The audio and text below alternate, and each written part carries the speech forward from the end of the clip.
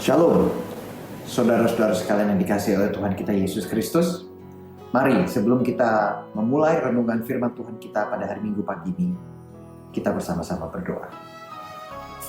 Bapa di surga, pada pagi hari yang indah ini kami sungguh mengucap syukur karena kami sudah boleh kembali bersekutu, berkumpul di rumah kami masing-masing Bapa untuk dapat memulai perenungan kebenaran-kebenaran firman. Kami mengucap syukur karena dengan kemajuan teknologi di tengah-tengah situasi krisis pandemi COVID-19 yang masih sedang berlangsung ini, kami masih boleh memiliki kesempatan untuk dapat bersekutu secara online dan bersama-sama mempelajari kebenaran firman agar kami dapat semakin lebih memahami kehendak dan rencana-Mu di dalam hidup kami. Oleh karena itu Bapa di surga berfirman, karena hati kami sudah terbuka dan telinga kami sudah siap untuk mendengar. Hanya di dalam nama Tuhan Yesus Kristus Allah yang hidup, kami sudah berdoa dan menyerahkan ibadah kami. Haleluya. Amin. Markus 6 ayat 30 sampai dengan 44. Yesus memberi makan 5.000 orang. Kemudian rasul-rasul itu kembali berkumpul dengan Yesus dan memberitahukan kepadanya semua yang mereka kerjakan dan ajarkan. Lalu ia berkata kepada mereka, marilah ke tempat yang sunyi, supaya kita sendirian dan beristirahatlah seketika. Sebab memang begitu banyaknya orang yang datang dan yang pergi, sehingga makan pun mereka tidak sempat. Maka berangkatlah mereka untuk mengasingkan diri dengan perahu ke tempat yang sunyi. Tetapi pada waktu mereka bertolak, banyak orang melihat mereka dan mengetahui tujuan mereka. Dengan mengambil jalan darat, segeralah datang orang dari semua kota ke tempat itu, sehingga mendahului mereka. Ketika Yesus mendarat, ia melihat sejumlah besar orang banyak, maka tergeraklah hatinya oleh belas kasihan kepada mereka, karena mereka seperti domba yang tidak mempunyai gembala. Lalu mulailah ia mengajarkan banyak hal kepada mereka. Pada waktu hari sudah mulai malam, datanglah murid-muridnya kepadanya dan berkata, tempat ini sunyi dan hari sudah mulai malam. Suruhlah mereka pergi supaya mereka dapat membeli makanan di desa-desa dan di kampung-kampung di sekitar ini. Tetapi jawabnya, kamu harus memberi mereka makan. Kata mereka kepadanya, jadi haruskah kami membeli roti seharga 200 dinar untuk memberi mereka makan? Tetapi ia berkata kepada mereka, berapa banyak roti yang ada padamu? Cobalah periksa. Sesudah memeriksanya mereka berkata, 5 roti dan 2 ikan. Lalu ia menyuruh orang-orang itu supaya semua duduk berkelompok-kelompok di atas rumput hijau. Maka duduklah mereka berkelompok-kelompok. Ada yang 100, ada yang 50 orang. Dan setelah ia mengambil 5 roti dan 2 ikan itu, ia menengadah ke langit dan mengucap berkat. Lalu memecah-mecahkan roti itu dan memberikannya kepada murid-muridnya, supaya dibagi-bagikan kepada orang-orang itu. Begitu juga kedua ikan itu dibagi-bagikannya kepada semua mereka, dan mereka semuanya makan sampai kenyang. Kemudian orang mengumpulkan potongan-potongan roti 12 bakul penuh, selain daripada sisa-sisa ikan. Yang ikut makan roti itu ada 5.000 orang, laki-laki. Amin. Saudara-saudara sekalian yang dikasihi oleh Tuhan kita Yesus Kristus. Pernahkah Anda merasa capek dengan hidup? Mungkin Anda merasa sudah berusaha dengan keras, bekerja sebaik mungkin, tetapi belum mendapatkan apa yang diharapkan dan diimpikan. Atau mungkin merasa capek kita dengan rutinitas sehari-hari, mulai dari mengurus anak-anak yang masih kecil mungkin, dan pada saat yang bersamaan harus berpikir keras untuk mendapatkan penghasilan tambahan di tengah-tengah situasi pandemi COVID yang sudah mematikan banyak lapangan pekerjaan dan peluang usaha ini. Nah, dalam teks firman Tuhan kita pada pagi hari ini dari kitab Markus 6, kita bisa melihat bahwa Tuhan Yesus dan murid-muridnya sebenarnya sudah sangat lelah setelah melakukan banyak pengajaran dan penginjilan kepada banyak orang. Dalam Markus 6 ayat 31, Tuhan Yesus berkata kepada murid-muridnya, marilah ke tempat yang sunyi, supaya kita sendirian dan beristirahatlah seketika. Sebab memang banyaknya orang yang datang dan yang pergi, sehingga makan pun mereka tidak sempat. Bayangkan, saudara-saudara, Tuhan Yesus dan murid-muridnya pasti sudah sangat lelah setelah pelayanan mereka. Dan mereka sangat-sangat butuh istirahat. Apalagi jelas dikatakan bahwa makan pun mereka tidak sempat. Lalu dalam ayat 32 dikatakan, maka berangkatlah mereka untuk mengasingkan diri dengan perahu ke tempat yang sunyi. Jelas bukan, saudara-saudara, bahwa mereka butuh tempat yang sunyi agar mereka dapat beristirahat dengan baik tanpa diganggu oleh siapapun, bukan? Nah, saudara-saudara sekalian, dulu sebelum pandemi COVID-19, bukankah kita seringkali merasa bahwa waktu itu sepertinya selalu kurang ya? Kayak dikejar-kejar waktu begitu. Mungkin pagi harus antar anak ke sekolah, lalu sang ayah harus berangkat kerja dan ibu harus mengurusi bungsu di rumah, atau mungkin bahkan kedua orang tua harus bekerja keras untuk memenuhi kebutuhan hidup dan masa depan anak. Tapi sekarang di masa pandemi, kebalikannya lah yang terjadi. Dengan ekonomi yang terpuruk dan hilangnya lapangan pekerjaan karena lockdown yang terjadi di mana-mana, PPKM diperbanyak terus, kan kita malah punya banyak waktu di rumah kan, karena memang harus isolasi. Tetapi gantian, bukan fisik kita yang capek, melainkan pikiran atau emosi kita yang capek. Karena bingung harus memikirkan sumber penghasilan baru untuk menggantikan usaha yang hilang karena pandemi. Mungkin kita sudah mencoba ini dan itu, tetapi kok tidak atau kurang berhasil. Terus terang saya secara pribadi pun mengalami stres dan keputusasaan di tengah-tengah krisis ini, saudara-saudara. Secara manusia kita pasti semua merasakan beban dan ketidakberdayaan di tengah-tengah pandemi yang tanpa terasa ini sudah berlangsung hampir 18 bulan, 1,5 tahun. Lalu apakah ini berarti kita menyerah? Kita pasrah saja kepada nasib begitu. Nah, saudara-saudara sekalian yang dikasihi oleh Tuhan kita Yesus Kristus, ada beberapa hal yang kita bisa ambil hikmahnya dari kisah Tuhan Yesus memberi makan 5.000 orang di kitab Injil Markus 6 ini. Yang pertama, banyak berkat atau hal baik terjadi dalam hidup kita itu berasal dari sesuatu yang tidak bisa kita lihat atau terjadi di belakang layar, behind the scenes. Ya, kita harus jadi akar yang walaupun tak tampak, tetapi berdampak. Nah, apa maksudnya? Saudara, akar dari sebuah pohon itu tidak akan bertanya, kapan aku menjadi daun yang hijau? Bukan? Akar tidak pernah menonjolkan diri. Kapan ya saya jadi bunga yang cantik? Walaupun akar adalah tonggak utama sebuah pohon, tapi tidak terlihat. Akar tidak pernah mendapat pujian walaupun sebenarnya dia yang terus bekerja untuk memberikan makanan dan nutrisi yang diperlukan kepada batang pohon, kepada daun dan bunga. Kalau tidak ada akar, maka tidak akan ada batang pohon yang kokoh, daun-daun yang rindang, ataupun buah yang ranum, bukan? Akar itu bekerja tanpa pamrih dan tanpa menuntut pengakuan. Sekalipun berada di tempat yang paling rendah dan tersembunyi, tetapi semua bagian pohon semuanya bergantung kepada akar. Nah, saudara, Tuhan Yesus Kristus itu adalah teladan yang sempurna dalam hal itu. Yesus sangat sungguh memahami perannya untuk hidup dalam panggilan Bapa. Ia datang bukan untuk dilayani, tetapi melayani. Ia melayani bukan untuk mencari makan, namun memberi makan. Ia tidak meminta belas kasihan, namun lebih memperdulikan dan menolong orang yang membutuhkannya. Nah, dalam Markus 6 ayat 31 yang kita baca tadi, Tuhan Yesus mengajak murid-muridnya ke tempat yang sunyi untuk dapat beristirahat. Tuhan Yesus dan murid-muridnya sudah sangat lelah setelah pelayanan penginjilan mereka. Bahkan makan pun mereka sampai tidak sempat. Namun dalam ayat 34 dikatakan apa? Ketika Yesus mendarat, ia melihat sejumlah besar orang banyak. Maka tergeraklah hatinya oleh belas kasihan kepada mereka. Karena mereka seperti domba yang tidak mempunyai gembala. Lalu mulailah ia mengajarkan banyak hal kepada mereka. Pada waktu hari sudah mulai malam, datanglah murid-muridnya kepadanya dan berkata, tempat ini sunyi dan hari sudah mulai malam. Suruhlah mereka pergi, supaya mereka dapat membeli makanan di desa-desa dan di kampung-kampung di sekitar ini. Tetapi jawabannya, kamu harus memberi mereka makan. Kata mereka kepadanya, jadi haruskah kami membeli roti seharga 200 dinar atau memberikan mereka makan? Tetapi ia berkata kepada mereka, berapa banyak roti yang ada padamu? Cobalah periksa. Sesudah memeriksanya mereka berkata, 5 roti dan 2 ikan. Lalu ia menyuruh orang-orang itu supaya semua duduk berkelompok-kelompok di atas rumput hijau. Maka duduklah mereka berkelompok-kelompok. Ada yang 100, ada yang 50 orang. Dan setelah ia mengambil 5 roti dan 2 ikan itu, ia menengadah ke langit dan mengucap berkat. Lalu memecah-mecahkan roti itu dan memberikannya kepada murid-muridnya supaya dibagi-bagikannya kepada semua mereka. Dan mereka semuanya makan sampai kenyang. Kemudian orang mengumpulkan potongan-potongan roti 12 bakul penuh, selain daripada sisa-sisa ikan. Yang ikut makan roti itu ada 5.000 orang laki-laki. Setelah itu, Yesus pergi ke seberang danau Galilea atau danau Tiberias, itu sebutan lainnya.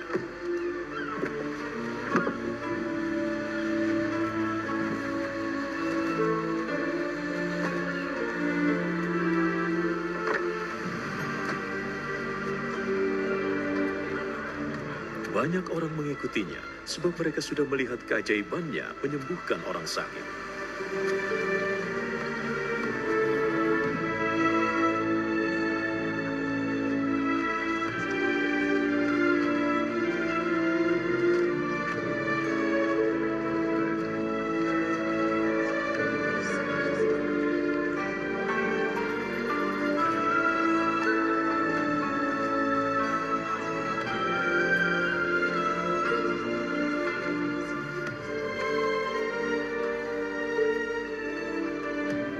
Yesus naik ke atas bukit, lalu duduk dengan murid-muridnya.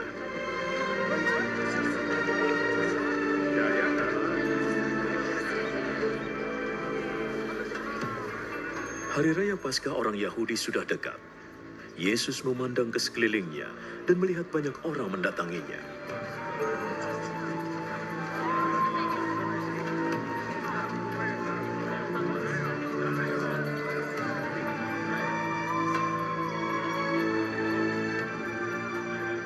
Di mana kita bisa beli makanan supaya semua bisa makan? Ia mengatakannya untuk menguji Filipus. Sebenarnya ia sudah tahu apa yang akan dilakukannya. Agar setiap orang bisa makan sedikit, dibutuhkan lebih dari 200 keping perak untuk membeli roti.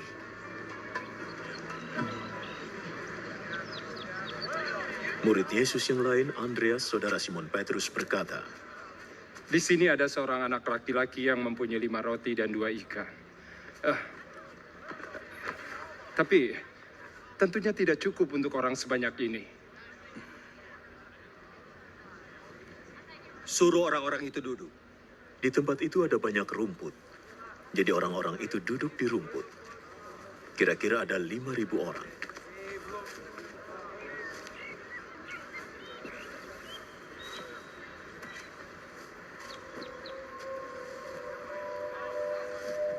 Yesus mengambil roti, mengucap syukur kepada Allah,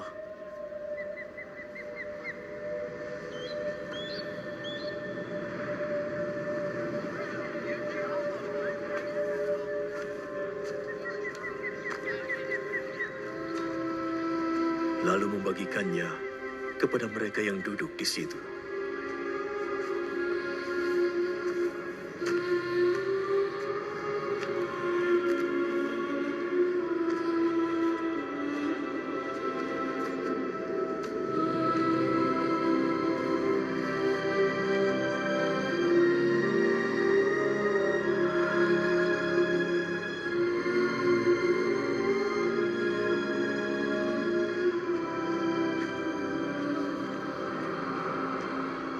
Ia melakukan hal yang sama pada ikan.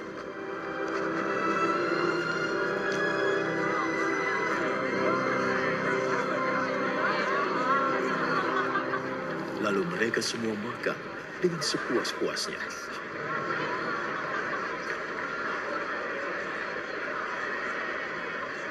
Setelah semua sudah kenyang, ia berkata kepada murid-muridnya, Kumpulkan makanan yang berlebih. Jangan ada yang terbuang. lalu mereka mengumpulkan 12 bakul penuh kelebihan makanan dari 5 roti dan 2 ikan yang dimakan oleh orang banyak itu. Melihat keajaiban yang dibuat oleh Yesus, orang-orang itu berkata, sungguh ini adalah nabi yang diharapkan datang ke dunia.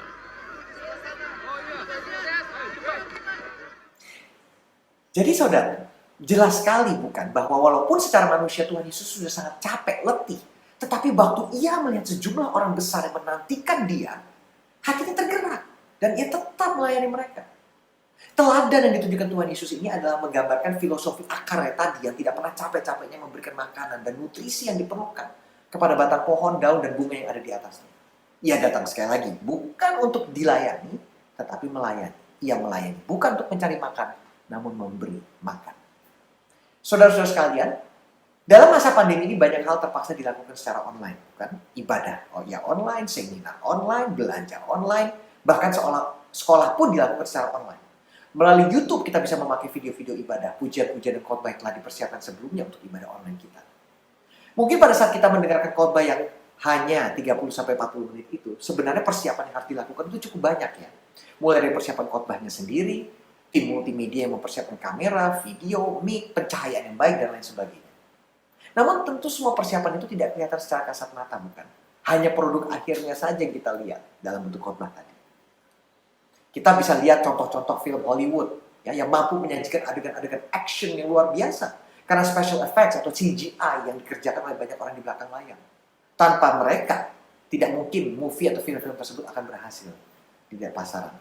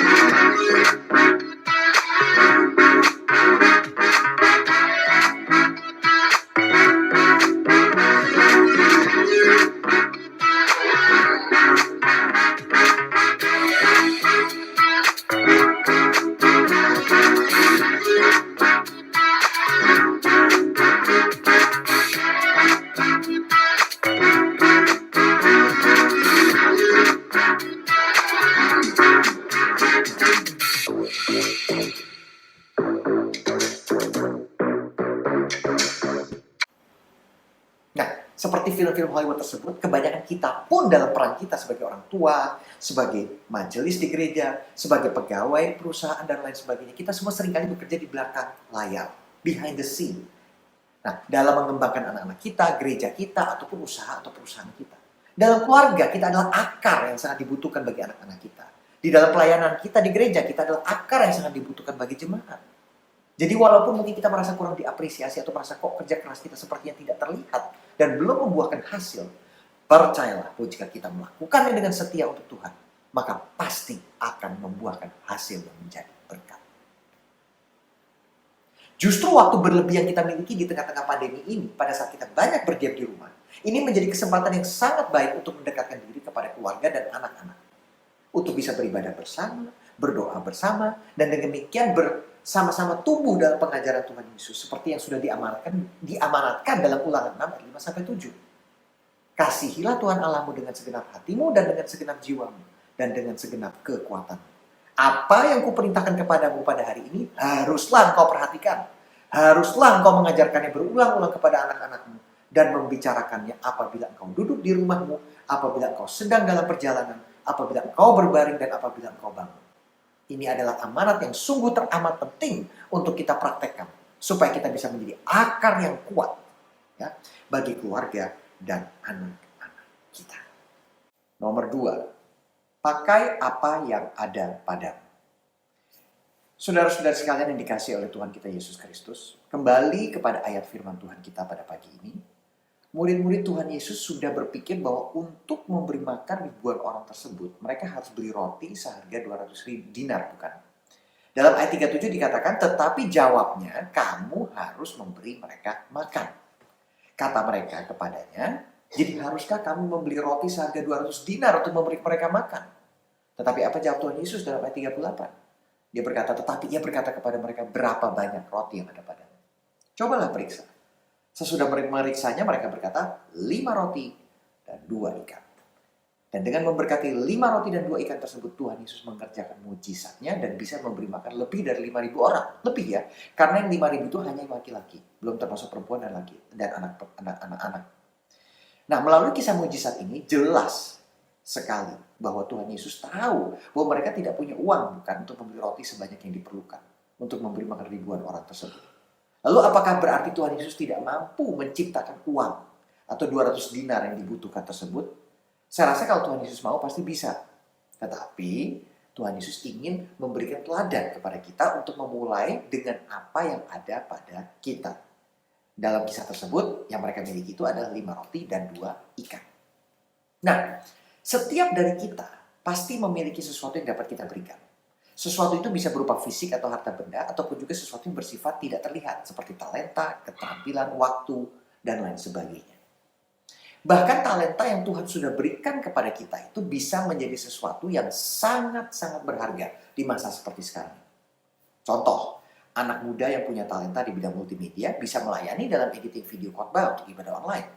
Mereka yang punya talenta berbicara dalam bahasa asing secara fasih bisa menawarkan kelas bahasa secara online. Bahasa Inggris, bahasa Cina, bahasa Jepang, dan lain sebagainya. Para ibu atau kaum wanita yang punya talenta memasak bisa membuat channel YouTube memasak yang bisa punya potensi banyak untuk memiliki banyak follower atau pengikut. Nah, saudara sekalian yang dikasihi Tuhan Yesus Kristus, harta ataupun benda yang kita miliki itu semua adalah titipan Tuhan yang harus kita kelola secara bijak. Kita kembangkan dan kita maksimalkan untuk dapat membawa kemuliaan bagi namanya. Saudara ingat perumpamaan tentang talenta yang diberikan Tuhan Yesus dalam Matius 25? Ada seorang yang punya 3 hamba. Hamba pertama diberikan 5 talenta. Hamba kedua diberikan 2 talenta dan yang terakhir diberikan 1 talenta. Hamba yang diberikan 5 dan 2 talenta mampu mengembangkan 2 kali lipat talenta-talenta yang diberikan. Sedangkan hamba yang terakhir tidak mengembangkannya sama sekali. Dia marah karena hanya cuma dikasih 1. Maka pada saat tuannya pulang dan meminta pertanggungan jawab dari ketiga hambanya, kedua hamba pertama mendapat pujian, sedangkan hamba yang terakhir itu malah mendapatkan hukuman. Nah, saudara, justru di masa-masa pandemi seperti sekarang ini menjadi kesempatan yang berharga, sangat baik bagi kita untuk mengembangkan talenta kita. Mungkin melalui pandemi ini Tuhan ingin mengajar kita untuk tidak terlena dalam zona kenyamanan kita, terlalu bersandar kepada usaha atau pekerjaan atau situasi yang sama.